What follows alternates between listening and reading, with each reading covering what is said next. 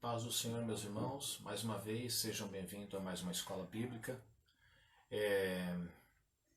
Hoje nós vamos dar continuidade à nossa reflexão da semana passada, embora semana passada nós focamos o capítulo 1 do livro de Provérbios, hoje nós vamos migrar para o capítulo 2 do livro de Provérbios.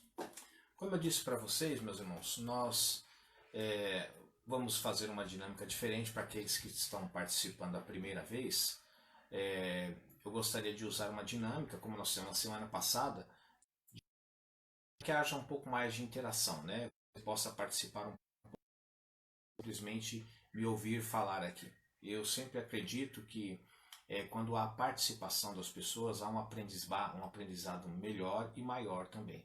Por conta disso, a gente então mudou o formato da apresentação da escola bíblica, né? Que estava sendo mais em sistema de palestra aqui. Eu falava, você estava me ouvindo, e agora nós passamos para esse método aí para que a gente possa interagir um pouco mais. Por conta disso, então, a gente criou, não é nada novo, né? Mas a forma de trabalhar com perguntas e respostas. Então eu vou lançando perguntas para vocês, vocês vão me apresentando respostas diante da leitura de Provérbios capítulo 2. Eu não sei quantas pessoas leram o capítulo 2 de Provérbios, não uma vez, duas vezes, né? Porque eu pedi para que você lesse, mas lesse de forma exaustiva. Por quê? Toda vez que você lê algo exaustiva, a probabilidade de você reter aquilo que você está lendo e retirar para você aprendizados daquilo que você está lendo é sempre maior. Quando a gente passa apenas os nossos olhos pelas letras contidas daquilo que nós estamos lendo, no caso aqui a palavra de Deus, às vezes nós não conseguimos reter, né? Talvez por essa razão a Bíblia diz para a gente ler, mas a Bíblia diz para a gente meditar naquilo que a gente leu também. A importância de meditar naquilo que leu é você parar para pensar naquilo que você leu e não simplesmente ler o que você leu. Então hoje nós vamos no capítulo 2 do livro de Provérbios. Embora eu tenha pedido para que vocês lessem em casa o capítulo 2, mas nós vamos ler aqui mais uma vez só, tá bom? Só para nós darmos início à nossa aula de hoje. Vou começar aqui. Eu quero que você esteja com a sua Bíblia em casa e acompanhe comigo a leitura. Como eu disse nas outras aulas, nós estamos usando a nova versão. Não que você não possa usar outra versão, mas o estudo, as perguntas são feitas baseadas na versão. Se você estiver usando uma outra versão, talvez você tenha uma dificuldade um pouco maior de alcançar as respostas diante das perguntas que serão feitas, tá bom? Mas deixe-me então fazer a leitura de Provérbios capítulo 2, que diz assim. Talvez na sua Bíblia tenha um subtítulo que diz o valor da sabedoria. Meu filho, se você aceitar as minhas palavras e guardar no coração os meus mandamentos, se der ouvidos à sabedoria e inclinar o coração para o discernimento, se clamar por entendimento e por discernimento gritar bem alto, se procurar a sabedoria como se procura a prata e buscá-la como quem busca um tesouro escondido, então você entenderá o que é temer o Senhor e achará o conhecimento de Deus. Pois o Senhor é quem dá sabedoria, de sua boca procede o conhecimento e o discernimento. Ele reserva a sensatez para o justo, como um escudo protege quem anda com integridade, pois guarda a vereda do justo e protege o caminho de seus fiéis. Então você entenderá o que é justo, direito e certo, e aprenderá os caminhos do bem, pois a sabedoria entrará em seu coração, a sua alma guardará, e o discernimento o protegerá. A sabedoria o livrará do caminho dos maus, dos homens de palavras perversas, que abandonam as veredas retas para andarem por caminhos de trevas. Têm prazer em fazer o mal, exultam com a maldade dos perversos, andam por veredas tortuosas e no caminho se extraviam. Ela também o livrará da mulher imoral, da pervertida, que seduz com suas palavras, que abandona aquele que desde a juventude foi o seu companheiro e ignora a aliança que fez diante de Deus. A mulher imoral se dirige para a morte, que é a sua casa, e os seus caminhos levam às sombras. Os que procuram jamais voltarão, nem tornarão a encontrar. A sabedoria o fará andar nos caminhos dos homens de bem, e a manter, pois os justos habitarão na terra, e os íntegros nela permanecerão. Mas os ímpios serão eliminados da terra, e dela os infiéis serão arrancados. Bom, como eu disse, o início do texto tem um subtítulo falando sobre o valor da sabedoria. Para quem não sabe, as pessoas que talvez estejam participando a primeira vez, mas o Ministério Acos, né? O nome da igreja Acos expressam as marcas da igreja. E dentre as marcas da igreja, que é amor, conhecimento e obediência, a última é sabedoria. Não que seja em último lugar, né? Mas a letra S representa sabedoria. Hoje eu vi uma frase postada, e eu não me recordo, não sei se eu vou me lembrar dela toda, mas de uma forma simples, ela dizia mais ou menos assim, que a sua inteligência vai fazer com que você resolva os problemas, mas a sabedoria vai fazer com que você evite os problemas. É interessante, né? Vivemos num mundo onde as pessoas estão em busca de solução de problemas, ou seja, é um pouco tarde para elas evitarem os problemas, porque os problemas já alcançaram as pessoas. Agora ele diz que a sabedoria, ela não ajuda a resolver os problemas, ela ajuda a evitar os problemas. Eu tenho visto que não são poucos os problemas que as pessoas enfrentam na sua vida. Existem problemas que na realidade não foram causados por elas, foram causados por terceiros. Existem problemas que na realidade por descuido da nossa parte nós muitas vezes. E às vezes existem problemas que persistem a vida toda, mesmo que nós não tenhamos a dimensão de quando nós provocamos esse problema, nós não imaginávamos que teria uma dimensão tão grande assim. E não é uma palavra pessimista, mas é o que eu tenho visto às vezes ao longo da vida, é que nem sempre todos os problemas são resolvidos. Às vezes, na vida da gente, e diante daquele problema, muitas vezes nós passamos uma vida com aquele problema.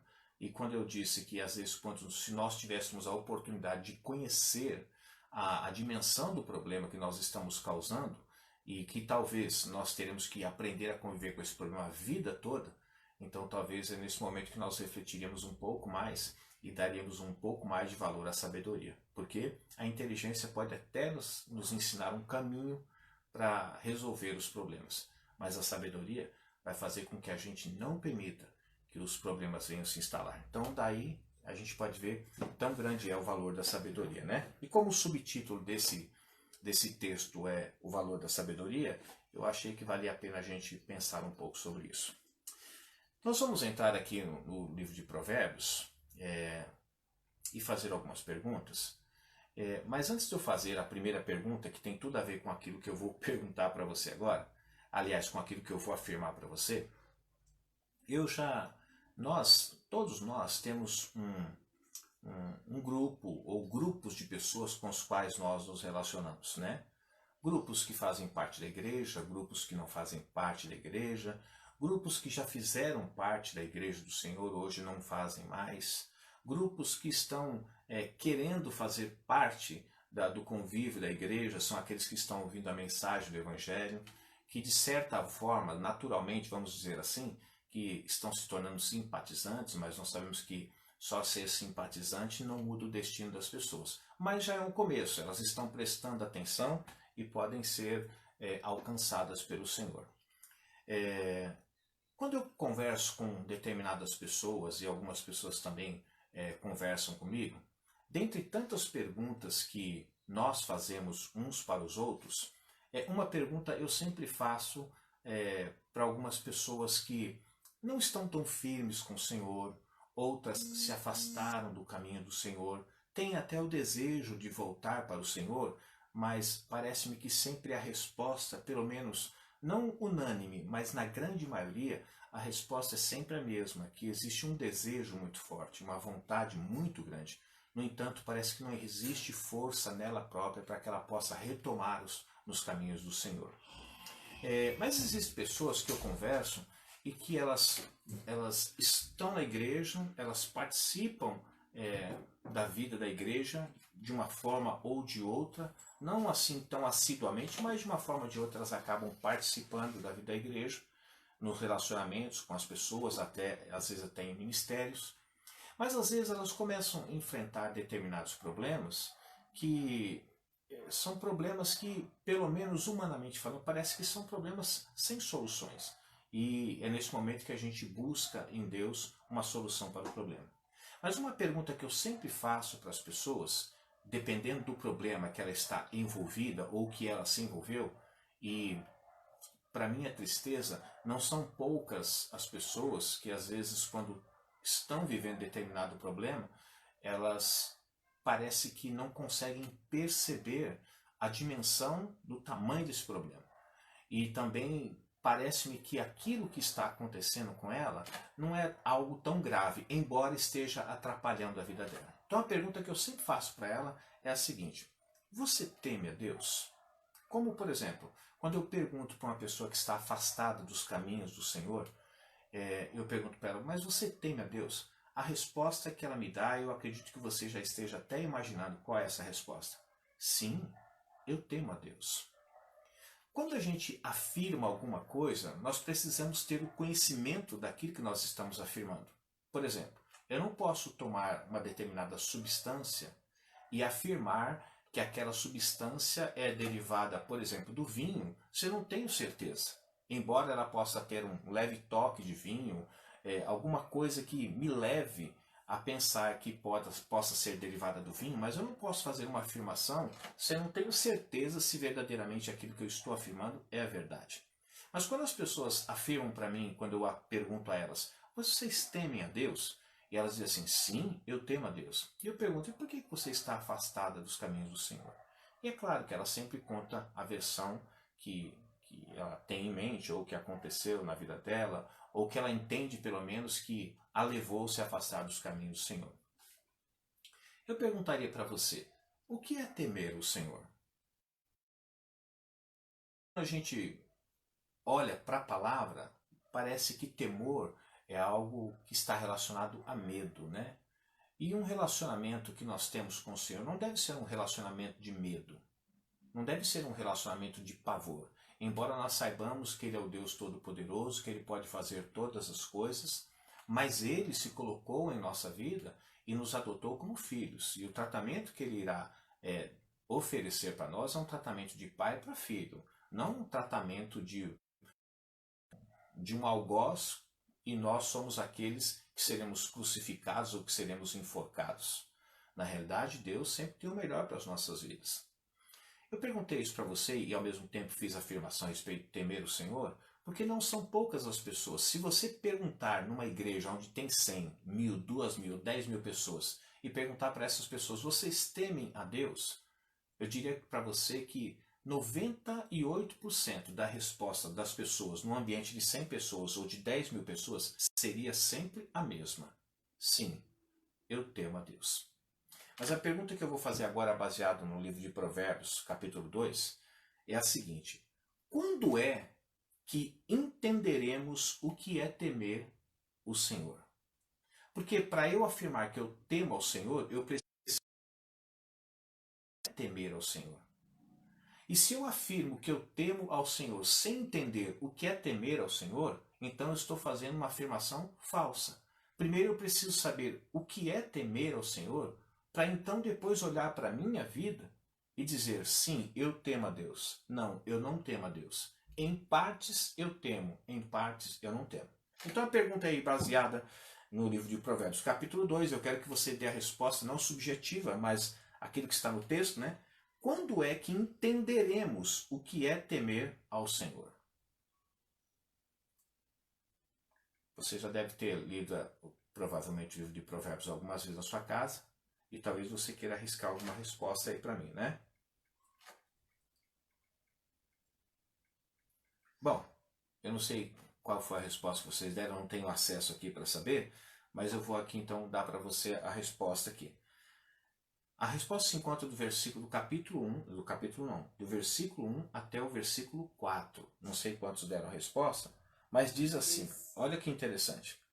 Meu filho, se você aceitar as minhas palavras e guardar no coração os meus mandamentos, se der ouvidos à sabedoria e inclinar o coração para o discernimento, se clamar por entendimento, e por discernimento gritar, mas gritar bem alto, Se procurar a sabedoria como se procura a prata, e buscá-la como quem busca um tesouro escondido, versículo 5, então você entenderá o que é temer o Senhor e achará o conhecimento de Deus. Eu sei, do 1 ao 4. Eu sei que todos nós estamos à procura de conhecer ao Senhor. Nós conhecemos ao Senhor quando lemos a palavra do Senhor, porque Ele se revela em Sua palavra. Nós também conhecemos ao Senhor quando estabelecemos um relacionamento de qualidade com Ele. O que eu quero dizer com um relacionamento de qualidade com Ele? Há poucos dias atrás, os meus olhos passaram por uma reportagem que estava tendo na TV. Na verdade era um filme que estava passando, mas era um filme mais classificado como se fosse uma reportagem mesmo. E uma das pessoas que estava participando dizia assim, olha, cristianismo é muito mais do que você olhar os mandamentos e obedecer mandamento, obedecer princípios, obedecer decretos, obedecer aquilo que está escrito. Embora não signifique que você não deva observar. O relacionamento com Deus é muito mais você olhar para aquilo que Ele disse que é bom que você faça e não é bom que você faça e você cumprir.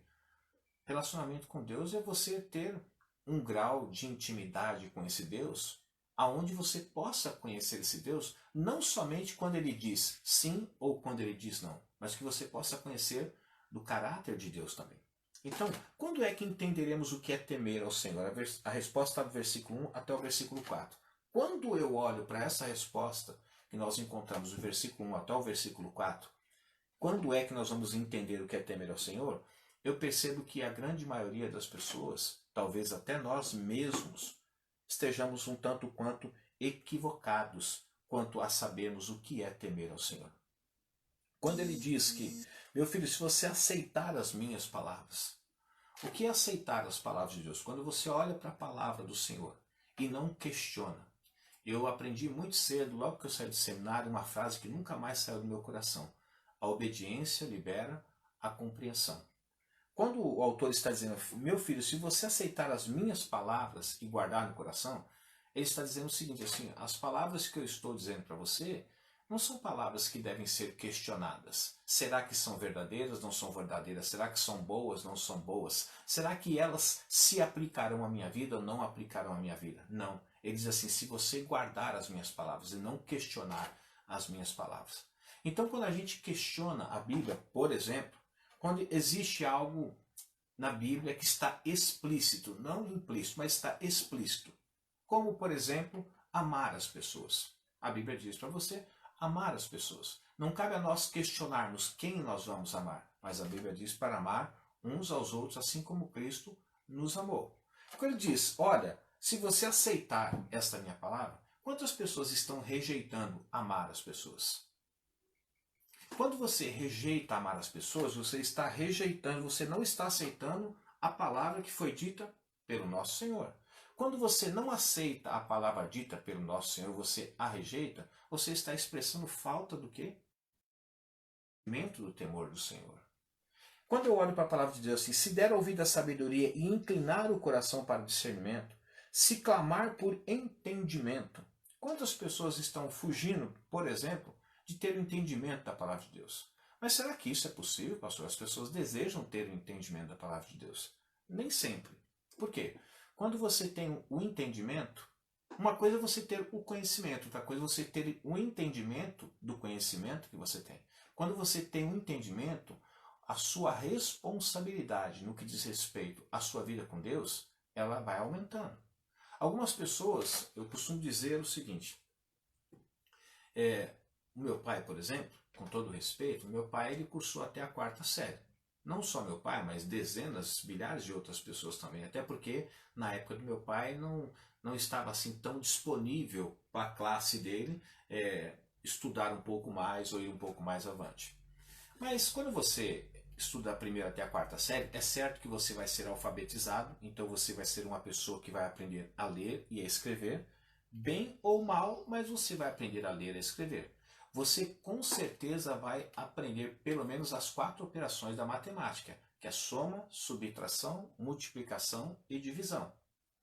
E o que acontece? Muitas pessoas vivem a sua vida apenas tendo cursado da primeira até a quarta série. O que elas sabem? Sabem ler, sabem escrever, então elas conseguem se comunicar umas com as outras. Se for necessário oralmente, elas fazem isso. Se for necessário por escrito, o texto escrito, elas também sabem fazê-lo também. Uns de uma maneira mais fácil, outros de uma maneira talvez mais difícil, mas conseguirão. Se você precisa até ir ao supermercado e fazer algumas compras, você vai precisar fazer algumas contas de soma, subtração, multiplicação e divisão, e isso vai resolver a sua vida. É o suficiente. Se você precisa ir a um determinado lugar, basta você saber ler, você ver qual é a placa aqui que está escrito lá no ônibus que está chegando ou no metrô, e você toma o seu destino. Só que acontece que por mais que isso permita que as pessoas vivam uma vida, na vida espiritual não é bem assim, mas algumas pessoas também vivem assim. O que acontece? Elas não procuram buscar o entendimento, ter o entendimento do conhecimento também. É como se elas cursassem apenas de primeira até a quarta série. Por isso que para algumas pessoas, naquilo que elas entendem que elas temem ao Senhor. Mas temer ao Senhor é muito mais profundo que aquilo que nós imaginamos. O versículo 4 diz assim: se procurar a sabedoria como se procura a prata e buscá-la como quem busca um tesouro escondido, então você entenderá o que é temer ao Senhor. Todas essas coisas precisam que a gente possa pelo menos começar a entender o que é temer ao Senhor. Então eu pergunto para mim e para você, embora seja um estudo bíblico, não é uma pregação hoje aqui, será que estamos temendo verdadeiramente ao Senhor? Se nós olharmos do versículo 1 até o versículo 4, nós podemos fazer uma análise de nós mesmos. E não faça uma análise do seu próximo, faça uma análise de você mesmo, se você verdadeiramente teme a Deus. Ok? Segunda pergunta que eu gostaria de deixar aqui, gostaria de ouvir a resposta de vocês. A quem Deus promete proteger? Existe um momento aqui no texto que ele faz uma promessa de proteger, mas a quem ele protege? Pastor, deixe-me dar uma resposta aqui, independente do texto. Deus protege a que clama por ele. Pode ser. Pode ser que Deus possa proteger todos aqueles que clamam por ele. Independente da sua religião, independente da sua fé, pode ser que isso aconteça.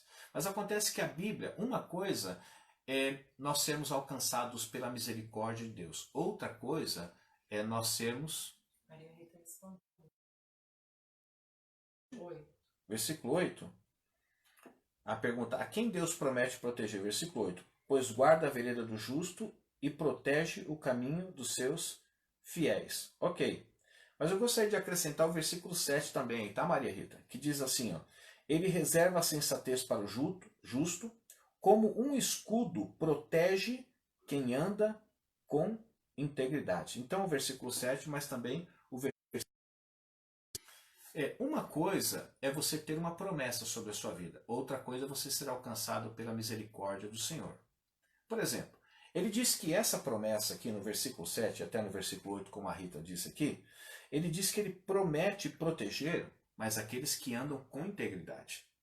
Ele pode proteger alguém que não está andando em integridade? Sim, ele pode proteger, mas a promessa está sobre aqueles que andam em integridade. Então eu pergunto para você, você quer ter a certeza de que Deus vai te proteger ou você quer clamar ao Senhor para que Ele proteja independente da vida que você está levando com o Senhor?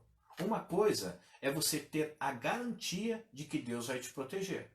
Mas para que você tenha a garantia de que Deus venha te proteger, é necessário também que você cumpra, que você respeite, que você se atenha a um princípio. Qual é o princípio? Aquele que anda em integridade. Ou seja, aquele que anda em integridade com o Senhor, é inteiro do Senhor, não precisa se preocupar se Deus vai protegê-lo ou não vai protegê-lo, porque existe uma promessa sobre a vida dele. Ele vai proteger aqueles a quem andam com integridade e também vai proteger o caminho dos seus fiéis. Se você está andando com fidelidade, com integridade, não precisa clamar a proteção do Senhor. Por quê? Porque a conduta de integridade e de fidelidade vai fazer o quê? Ela mesma vai reivindicar a promessa que Deus fez. Quando ele disse que ele reserva a sensatez para o justo, como um escudo protege quem anda em integridade, pois guarda a vereda do justo e protege o caminho dos seus fiéis. Eu costumo sempre dizer que a gente não precisa estar preocupado com aquilo que cabe a Deus fazer. Nós precisamos estar preocupados e ocupados com aquilo que cabe a nós fazermos. A palavra de Deus diz assim: os anjos do Senhor acampam ao redor daqueles que o temem. Só que nós aprendemos o que é temer ao Senhor aqui, né? Então a gente precisa primeiro ver, eu creio, então eu temo a Deus, então os anjos do Senhor acampam ao meu redor. Mas nós precisamos saber se nós estamos vivendo uma vida, se aquilo que nós chamamos de temor verdadeiramente se enquadra dentro da categoria de definição de temor. E nós vimos que do versículo 1 até o versículo 4, que temor é algo muito mais profundo que aquilo que nós imaginamos. Então quando a palavra diz, os anjos do Senhor acampam ao redor daqueles que o temem e os livram, então qual é a parte do Senhor? O Senhor diz para os anjos proteger aqueles que o temem. Qual é a minha parte? Temer a Deus. Então eu não preciso clamar por proteção, eu não preciso clamar por proteção da parte de Deus, se eu estou levando uma vida com Deus de integridade e fidelidade. Por quê? Existe já uma promessa sobre a minha vida, de que Ele vai proteger, sim, os que andam com integridade e aqueles que são fiéis. Ou seja, já existe algo que, quando você se compromete em andar naquele formato, já existe uma bênção sobre a sua vida. É como você ser cooperador na casa do Senhor. Cooperador eu digo no sentido de ser contribuinte, tá? Você não precisa estar repreendendo o devorador, ou repreendendo o demônio, ou repreendendo isso, as finanças, se você é alguém que contribui com a casa do Senhor, na obra do Senhor. Porque a Bíblia diz que contribui, esse ato de contribuir já está sendo o ato que, de certa forma, proíbe a ação do diabo de atuar na sua vida como um devorador. Agora, se você não é um contribuinte, aqui não é aula sobre dízimo, né? Mas estou dando um exemplo, se você não contribui, você pode fazer a oração que você quiser, fazer as vigílias que você quiser, você pode fazer o jejum que você quiser, porque o que vai repreender a ação do inimigo que trabalha nas finanças da nossa vida, vai ser justamente você ser obediente à palavra do Senhor. Bem como aqui, a proteção do Senhor se estende àqueles que são íntegros e àqueles que são fiéis, ok? Vamos para a nossa terceira pergunta aqui. O que acontece quando a sabedoria entra em nosso coração? Veja, uma coisa, Tiago diz assim, que aquele que tem falta de sabedoria, peça a Deus que dá deliberadamente. Deus não tem nenhum problema de dar sabedoria para aqueles que pedem a Ele sabedoria. Mas existe, no livro de Provérbios aqui, existe algo que sinaliza quando a ou ela está fora de nós. Então a pergunta é, mais uma vez, quais os livramentos que temos quando a sabedoria está em nós? Uma coisa é você dizer que tem sabedoria, ou que pede sabedoria, ou que sente que tem sabedoria. Outra coisa é a sabedoria estar na sua vida e, de certa forma, por causa da sabedoria, a sua vida tem um estilo. Você tem uma vida comportamental que se difere das outras vidas. Mas não é por causa de você mesmo, é por causa do que? Da sabedoria que está na sua vida. Quem encontrou a resposta aí? Quais os livramentos que temos quando a sabedoria está em nós? Apareceu alguma coisa aí? Até agora ninguém. Vou dar um tempo maior então. Nós estamos aqui refletindo um pouco sobre isso e também interpretando o texto, né? Quando nós fizemos a primeira vez isso na igreja, nós fizemos com o intuito, obviamente, de que a gente possa refletir nas verdades profundas da palavra de Deus, mas também que a gente possa saber interpretar o texto. Parece que não, meus irmãos, que interpretação de texto é algo que você aprende na escola e que não tem nada a ver com a vida espiritual ou com as coisas do Senhor. Engano seu. Quantas pessoas leem a Bíblia e têm uma interpretação equivocada da Bíblia e pregam equivocadamente uma mentira e não uma verdade? Então é preciso saber interpretar. 11 e 18, a Cris. 11 e 18? 11 a 18, a Cris. 11, então pergunta para que se é 11 e 18 ou de 11 a 18? 11 a 18. Ok, então não é de 11 a 18, tá, Cris? Você tem que selecionar aí, tá bom? Quais os livramentos que temos quando a sabedoria está em nós? Vamos ver aqui. O bom senso guardará e o discernimento o protegerá. A sabedoria, versículo 12, o livrará do caminho maus. Então, qual é o primeiro livramento que a gente vê? No versículo 12, tá? O primeiro livramento está no versículo 12. A sabedoria o livrará do caminho dos maus, dos homens de palavras perversas. Somente até aí, tá? Por que eu estou dizendo somente aí? Porque no versículo 13 ele começa a descrever agora, ele começa a descrever como são esses perversos. Ele diz que eles abandonam as veredas retas para andarem por caminhos de trevas, têm prazer em fazer o mal, exultam com a maldade do perverso, andam por veredas tortuosas e no caminho se extraviam. Então ele começa a descrever. A pergunta que eu fiz aqui é quais são os livramentos, e não para descrever como é esses livramentos, tá bom? Então a resposta aí, inicial, é o versículo 12, mas tem mais versículos. Eu quero que você encontre os demais versículos, tá? Então a primeira resposta, o primeiro livramento é o versículo 12. A sabedoria o livrará do caminho dos maus, dos homens de palavras perversas, tá? O 13, o 14, o 15 e o 16 apenas está descrevendo como são esses homens de palavras perversas. Eu não quero a descrição deles, eu quero apenas o que a sabedoria vai te livrar. Qual é o próximo versículo aí que traz um outro livramento que a sabedoria oferece? O Henrique está aí? Então, se está aí, dá um oi aí e dá uma resposta aí também. Bruna, Carolina, Kelly, Cristina, Rodrigo, quem mais? Se manifestem aí. Bom, eu vou dar a resposta para a gente ganhar tempo aqui, tá? A próxima resposta está no versículo 16. Diz assim, ela também, ela quem? A sabedoria, o texto continua. Ela também o livrará da mulher imoral, da pervertida que seduz com suas palavras. Por que o versículo 17, 18 e 19 não está incluso nesse livramento? Porque ele começa a descrever o quê? Essa mulher imoral. Como ela é? Ela abandona aquele que desde a juventude foi o seu companheiro e ignora a aliança que fez diante de Deus. Versículo 17. Versículo 18. A mulher imoral se dirige para a morte, que é a sua casa. Veja que ele está descrevendo como é a mulher imoral. E a pergunta nossa é quais são os livramentos. O livramento se encontra no versículo 16. Livrará da mulher imoral. E ele continua, versículo 19. Os que a procuram jamais voltarão, nem tornarão a encontrar as veredas da vida. Tá bom? E a próxima resposta, dentro dessa mesma pergunta, é o versículo 20. A Camila respondeu.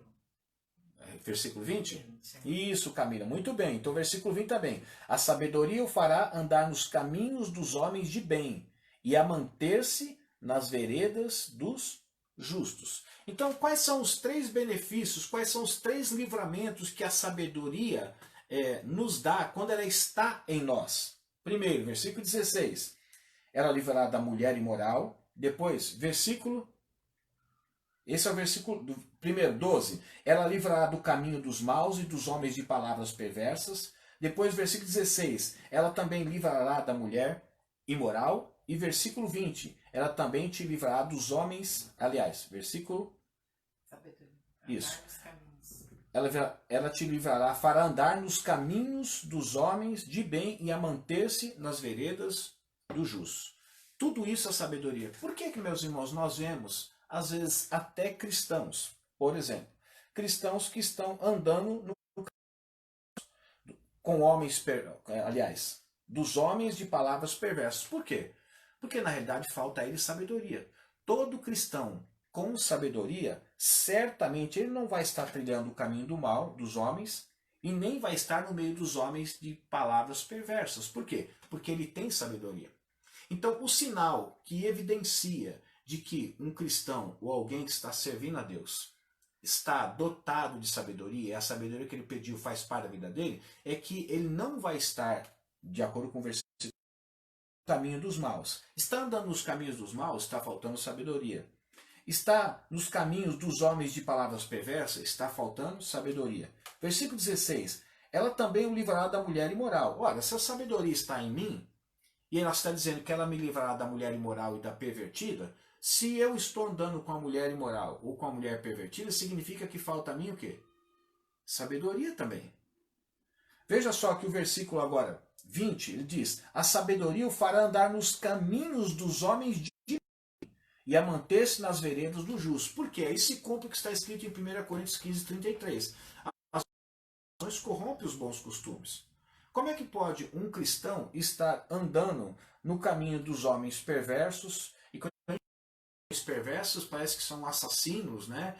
Ou usuários de droga e coisas do tipo. Não, pessoas que não têm os mesmos princípios que nós temos quando somos orientados pela palavra de Deus. Então, a evidência de que a sabedoria está na nossa vida, vou repetir, é de que ela vai nos livrar do caminho dos homens, do caminho dos maus, dos homens de palavras perversas. Ela também nos livrará da mulher imoral, ela nos livrará da mulher pervertida, e ela também fará com que nós andemos nos caminhos dos homens de bem e a manter-se nas veredas do justo. Saiu das veredas do justo, está faltando sabedoria. Ok, meus irmãos? Tudo bem aí? Então vamos para a nossa quinta pergunta aqui. O que acontece com aqueles que procuram a mulher imoral? Um pouco assustado, né? Pensando assim, poxa, mas como é que pode um nascido de novo procurar a mulher imoral? Meus irmãos, que infelizmente, para nossa tristeza e para a tristeza, infelizmente, lhes faltou sabedoria. Nós temos visto muitas pessoas, não estou falando só de líderes, mas pessoas na igreja. Quantos casamentos estão falidos? Porque maridos estão deixando suas esposas para ir em busca da mulher imoral.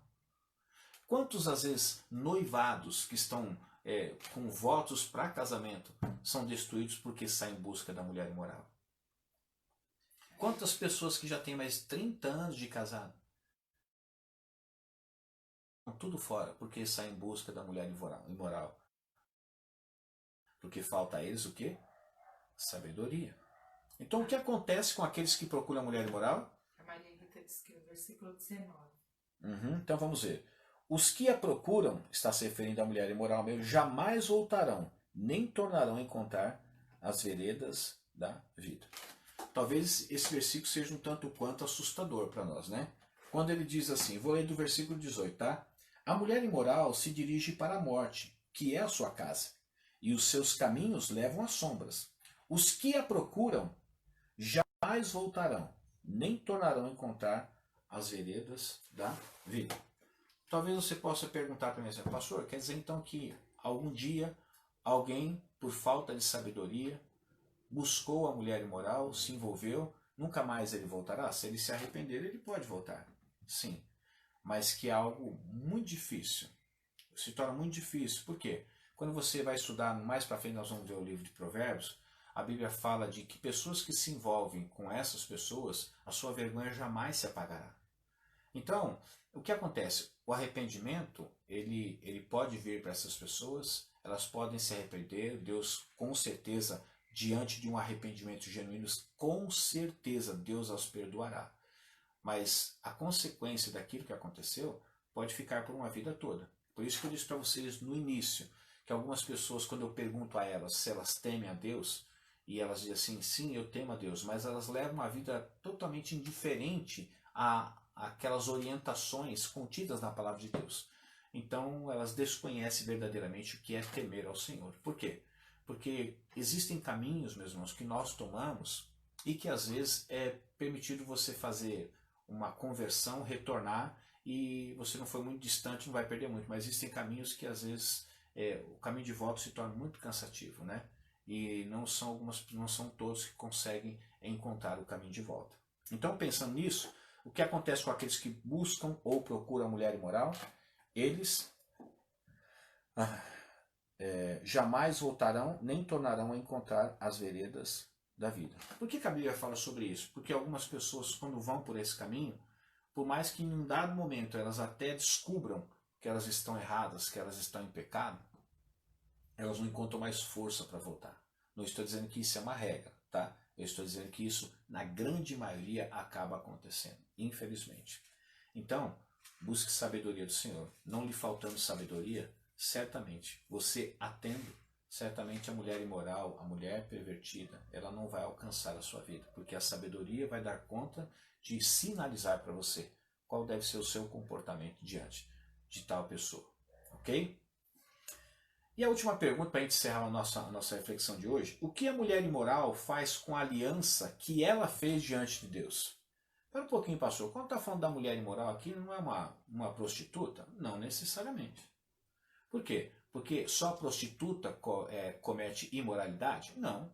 Você, como cristão, pode cometer um ato indecente, um ato imoral também. E aqui a pergunta é: está falando sobre a mulher imoral, independente se ela é uma prostituta ou não é uma prostituta. Aqui não parece que é uma mulher que tomou um outro caminho, uma mulher que na realidade encontrou certo prazer nesse caminho, e pode até ser que futuramente ela possa aderir à prostituição. Mas no momento é interessante que ela fala aqui, para nós terminarmos, no versículo 17, eu vou ler do 16 até o 17, tá? Ela também, falando da sabedoria, o livrará da mulher imoral, da pervertida que seduz com suas palavras. Agora falando da mulher imoral, que abandona aquele que desde a juventude foi o seu companheiro. Então veja que essa mulher aqui, a probabilidade dela ter sido casada, dela ter tido marido, é muito grande, porque o texto está dizendo. Só que num dado momento da vida dela, ela abandonou o companheiro dela, que era companheiro dela desde a juventude. E ela ignorou a aliança que fez diante de Deus. Então, a probabilidade dessa mulher não ser uma prostituta é muito grande, mas ela era uma mulher que tinha um parceiro, que tinha um marido, quando a Bíblia está falando de um companheiro aqui, então era de alguém que fazia parte do convívio, ela tinha de certa forma, pode até ser que ela tinha uma família, mas pelo menos um marido ela tinha aqui. Mas por razões que o texto não nos mostra aqui, essa mulher, ela decidiu abandonar o companheiro, que foi companheiro desde a sua juventude, e seguiu um caminho de imoralidade, tá? Então, voltando à nossa pergunta, o que a mulher imoral faz com a aliança que ela fez diante de Deus? Por que ele está falando de aliança aqui? Porque, na realidade, quando fala do companheiro, é porque tinha uma aliança entre ela e o seu companheiro, entre ela e o seu marido. Mas o que ela fez com essa aliança? Alguém respondeu?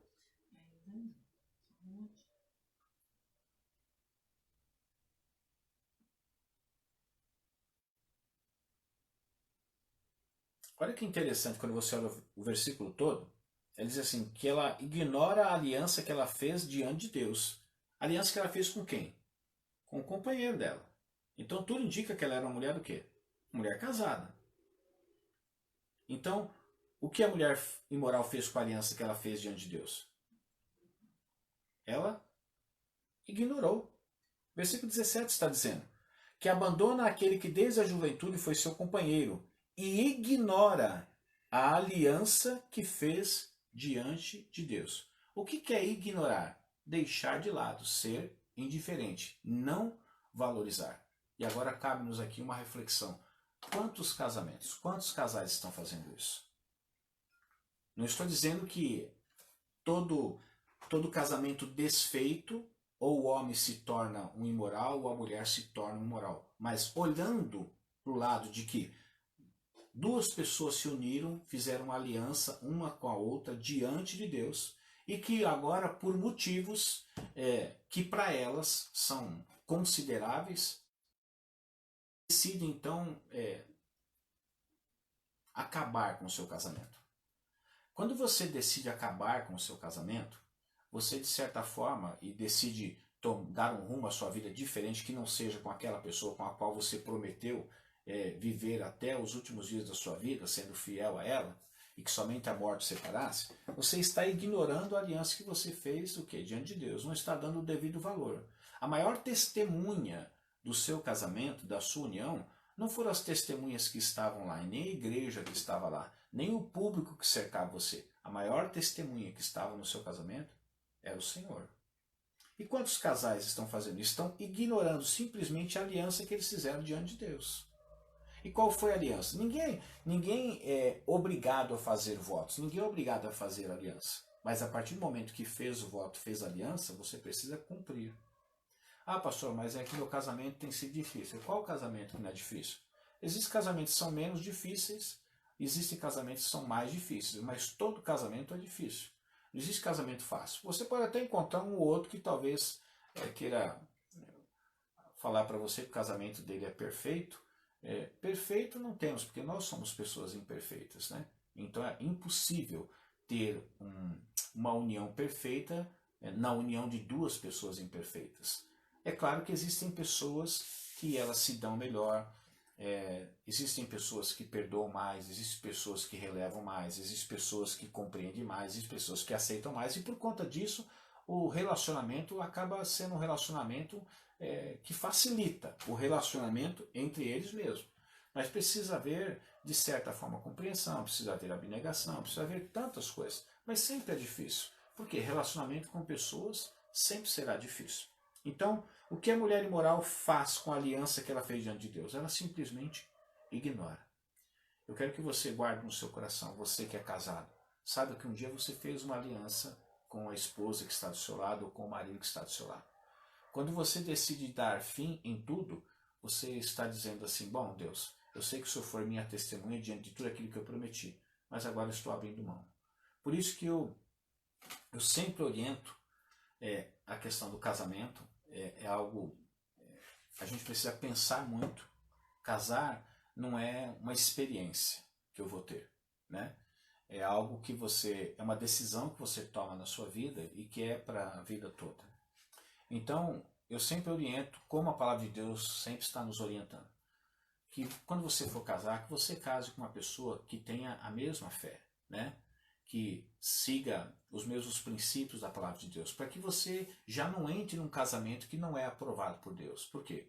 Um casamento entre pessoas de fé diferente, você é cristã e outra pessoa não é cristã, você pode até... Existem pessoas que são muito boas, existem pessoas que têm uma boa índole, mas a questão não é ser boa ou ter uma boa índole, a questão é uma questão de fé, de estar ligado ao mesmo Deus, ao mesmo Salvador. E isso traz certos desconfortos no casamento quando assim procede, tá bom? Então a gente sempre orienta, tem que ser sempre da mesma fé. Agora, se de repente você vai casar com alguém que não é da mesma fé, então tudo bem, vou fazer uso das palavras do pastor Cláudio Duarte. A Bíblia diz assim, fala duas coisas sobre casamento, não case, se casar não separe. Então é o seguinte, você casou e descobriu que casou com quem deveria casar, então agora não separe, porque você já transgrediu a primeira parte, que não deveria ter transgredido. Você não era obrigado a casar, casou porque quis. Quando casou, casou com uma pessoa que não era a pessoa que Deus queria para a sua vida, porque você já quebrou o princípio. E agora você vai quebrar o segundo princípio, que é divorciar. Então, quando você já casa com alguém que não deve casar, quebrou um princípio. Quando você divorcia desse alguém que você não deveria ter casado, você já quebrou o segundo princípio. E as coisas vão se tornando cada vez mais difíceis. Então, Deus é sempre a testemunha da aliança que nós fizemos com a pessoa com a qual nós decidimos passar toda a nossa vida. Eu espero que essa reflexão de hoje, que aborda vários assuntos, fala sobre os livramentos da sabedoria, fala o que acontece com aqueles que procuram a mulher imoral, fala também de uma promessa que Deus tem para as pessoas que Deus promete proteger. Existem pessoas que Deus pode proteger, pode dar livramento, mas existem pessoas que existe uma promessa sobre a vida delas, que Deus vai dar livramento. São aqueles que são íntegros, são aqueles que são fiéis. E também, dentre tantas coisas que nós aprendemos, inicialmente nós aprendemos aqui quando é que eu e você vamos entender o que é temer o Senhor. Porque temer o Senhor é muito mais do que você falar assim, Deus está certo, Deus é a pessoa, tudo que Ele fala está certo, só que minha vida é tudo errado, então você não teme a Deus. Reconhecer apenas que Deus está certo, isso não é temer ao Senhor. Até porque a Bíblia diz, é algo terrível que eu vou dizer, mas a Bíblia fala sobre Satanás, ele diz que ele teme e ele estremece, só que ele não obedece.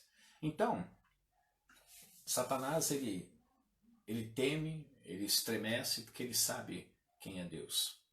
Só que ele não é obediente. Então, a questão de você temer a Deus verdadeiramente é você ter um conhecimento, muito mais do que você reverenciar a Deus ou entender que Ele está certo em tudo. Mas é você olhar para aquilo que Ele prescreve para você, para mim, para todos nós, para que a gente tenha uma vida de qualidade, uma vida abundante, não só na eternidade, mas aqui também, e você olhar para aquilo e ser obediente, ok? Então espero que tenha sido de grande valia para você essa reflexão de hoje. Semana que vem nós vamos continuar aí no livro de Provérbios, mais o capítulo 3, tá bom? Vou trazer novas perguntas e a gente vai aprendendo junto. Se de repente surgir algum questionamento, você pode fazer até agora. Se for rápido, não podemos estender muito, né? Eu estou querendo fazer algo diferente semana que vem. Não sei se vai ser possível. Tudo vai depender de cada um de vocês. Existe um aplicativo chamado Zoom. E eu queria usar esse aplicativo, já até baixei no meu celular, para que a gente vai montar uma espécie de uma sala, né? Onde todos vão aparecer e à medida que cada um deseja se pronunciar, pode estar se pronunciando. Nós podemos ter ali um número limitado, o tempo é limitado, parece que só é 40 minutos, mas nós podemos ver um ao outro e também, e além de ver um ao outro, a gente né? Como se fosse ao vivo, como se nós estivéssemos fazendo um culto presencial na escola bíblica presencial. Eu vou ver se eu consigo fazer, eu já baixei no meu, eu vou enviar o link para vocês poderem baixar um de vocês, por quê? Para que a gente possa montar essa sala, é necessário que você tenha instalado no seu celular também esse Zoom, ok? Então vamos ver se dá tudo certo, a gente melhora aí, você pode ficar me vendo além de estar falando, e eu posso estar te vendo e ouvindo você também na próxima aula, tá bom? Deus abençoe. Vamos orar? Obrigado, Senhor, por esse tempo que nós passamos meditando na Tua Palavra, que este momento que nós passamos aqui não tenha aberto somente uma porta para nós adquirirmos conhecimento, mas que diante do conhecimento que adquirimos, isso venha gerar uma reflexão maior dentro de nós. Pai, sabemos que a Tua Palavra ela é perfeita, ela é agradável. Ela é às vezes até desagradável em determinado momento, porque às vezes contraria o estilo de vida que nós estamos vivendo, mas eu sei que ela é agradável para a nossa vida, mesmo que nós nos sintamos desconfortáveis em algum momento, mas que essa palavra, Senhor, possa reger as nossas vidas, muito mais do que ocupar espaço no nosso cérebro, ela possa estar dirigindo as nossas ações, os nossos pensamentos, os nossos projetos e tudo na nossa vida. Eu oro e agradeço em nome de Jesus. Deus abençoe, meus irmãos, fiquem na paz do Senhor.